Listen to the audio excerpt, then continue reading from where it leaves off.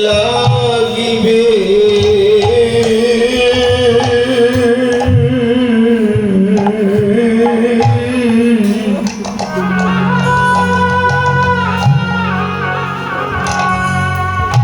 সেদিনে দাসী দাসীর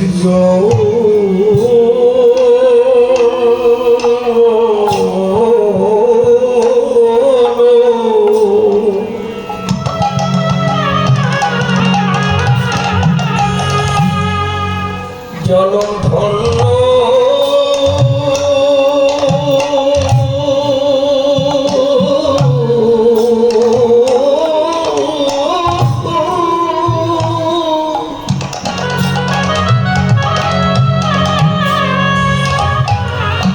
ধন্য হবে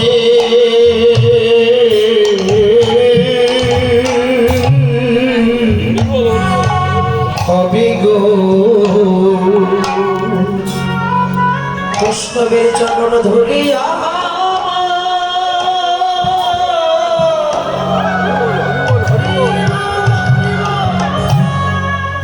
বৈষ্ণবের চরণ ধরে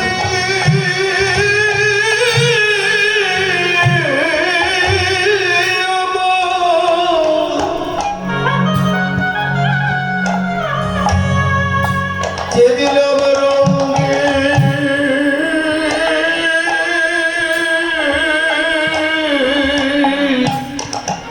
লাগিবে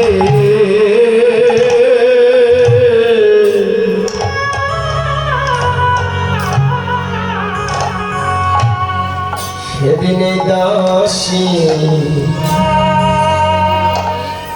দাসীর জনম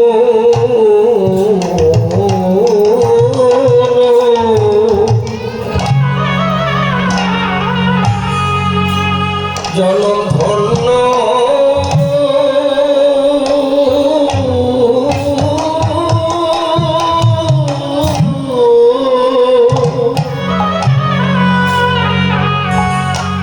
ধন্য হবে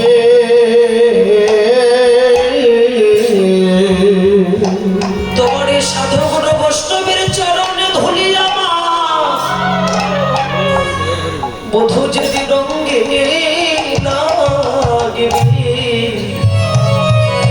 সেদিন আমার নারী জন বধূ ধন্য হবে ওই সাধু গুরু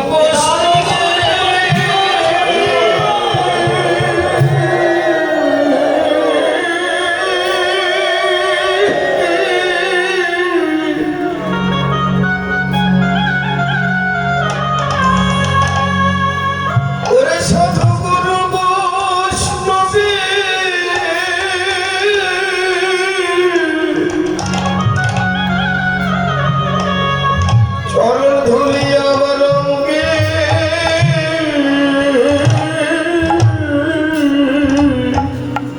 লাগিবে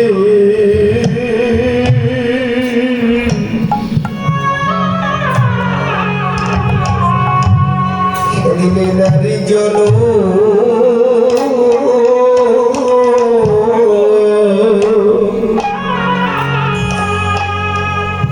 জনম ধন্য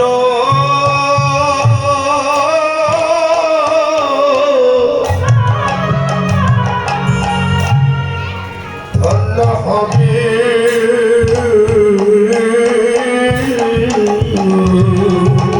বধূ যেদিন হরি বলে ধোলাই গড়া করি যাবি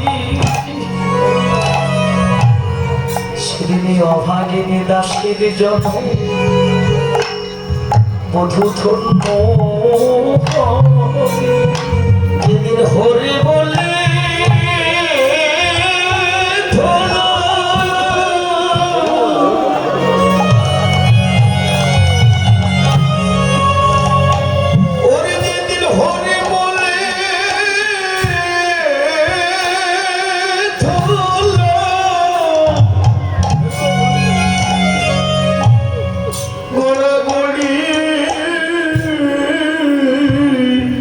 যাবে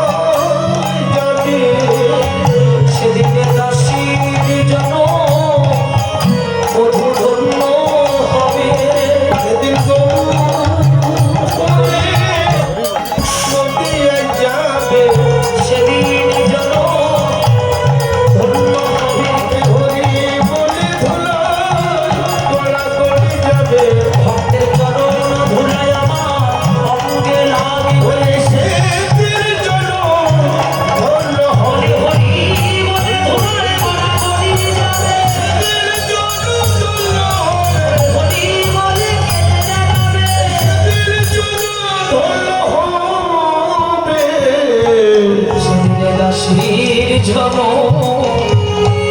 ধন্য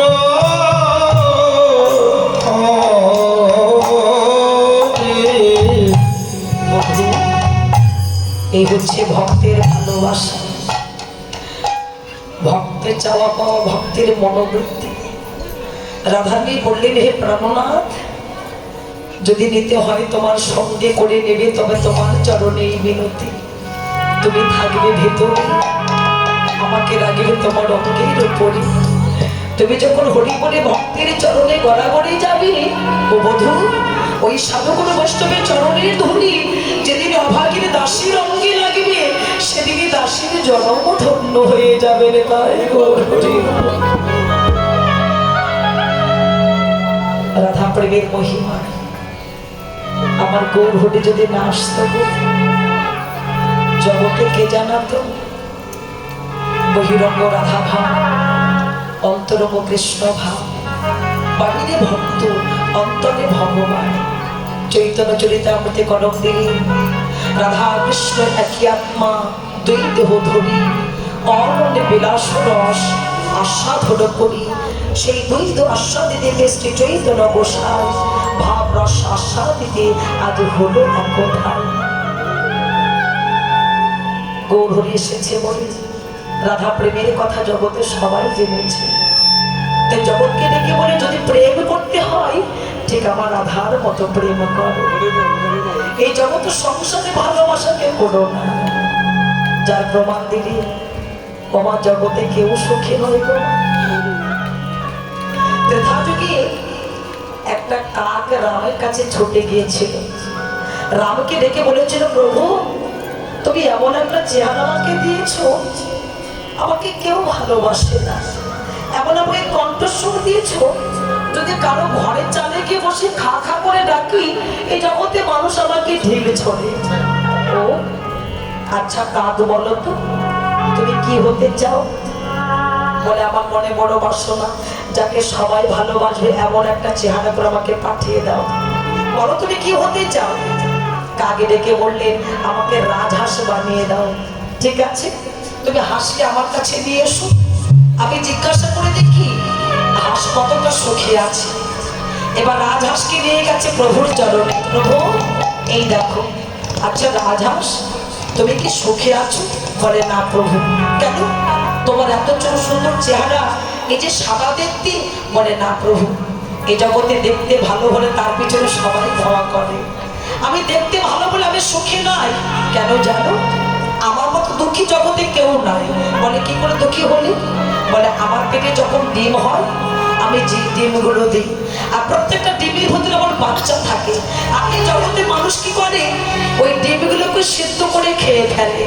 প্রভু, আমাকে মা ডাক শুনতে দেয় না। শুধু তাই নয়, আমি যখন ডিম দিতে পারি না, আমি যখন বুড়ি হয়ে যাই, এই জগতে মানুষ আমাকে কেটে আমার মাংসটাকে খেয়ে ফেলে। প্রভু, ওই কাক ভালো, ওর মাংস কেউ খায় না, তুমি আমাকে কাক বানিয়ে দাও। ও ঠিক আছে কাক, তুমি কি হাঁস হতে চাও? বলে, না প্রভু, আমার যে ও আরো দুঃখী আছে। তাহলে তুমি কি হতে চাও? প্রভু, আমার মনে বড় বাসনা, আমাকে ময়ূর করে দাও। ঠিক আছে, বৃন্দাবনে যাবে। বৃন্দাবনে ময়ূরের পাখনা কিনতে পাওয়া যায়। ময়ূরকে ডাক দিয়েছে, ময়ূর তুমি কি সুখী আছো? বলে, না প্রভু, আমি যদি সুখী থাকবো, চেয়ে দেখো ওই বৃন্দাবনের ছেলেরা আমাকে ধরে ধরে আমার অঙ্গ থেকে পাখনাগুলো তুলেই নেয়। আমার অঙ্গ থেকে ঝরঝর রক্ত ঝরে পড়ে। আমি কথা বলতে পারি না, আমি কাউকে বলতে পারি না। প্রভু, ওই কাক ভালো, ওকে কেউ ঘরের চালে বসতে দেয় না, কেউ ভালোবাসে না, কিন্তু তুমি তো ভালোবাসো। ও ঠিক আছে কাক, তুমি কি হতে চাও? বলে, আমাকে টিয়া পাখি করে দাও। টিয়াকে আমার কাছে নিয়ে এসো। টিয়াকে নিয়ে এসেছে। টিয়া, তুমি কি সুখী আছো? বলে, না প্রভু, আমি সারাদিন এ গাছে সে গাছে ঘুরে বেড়াই। রাত হলে আমি গাছের ডালে যখন ঘুরিয়ে থাকি, ওই সাপ এসে আমাকে ধরে। শুধু সাপ নয়, দিনের বেলা যদি ব্যাগ আমাকে দেখতে পাই, আমাকে ধরে খাঁচায় বন্ধ করে রাখে। সারাদিন অন্তর আমাকে একবার খেতে দেয়, তোমার নাম আমাকে গাইতে দেয় না, বলতে দেয় না। প্রভু, আমাকে কাক বানিয়ে দাও। ঠিক আছে, চারিজনকে জিজ্ঞাসা করলে, বলো তো তোমরা কি হতে চাও? ওই কাক, টিয়া পাখি, ময়ূর সবাই ডেকে বললেন, প্রভু যদি জন্ম দিতে হয় আর কোনকুলে জন্ম নয়, এ জগতে জন্ম দেবে কোনকুলে জানো, কৃষ্ণ ভক্ত করে জন্ম দিও। নিতাই গৌর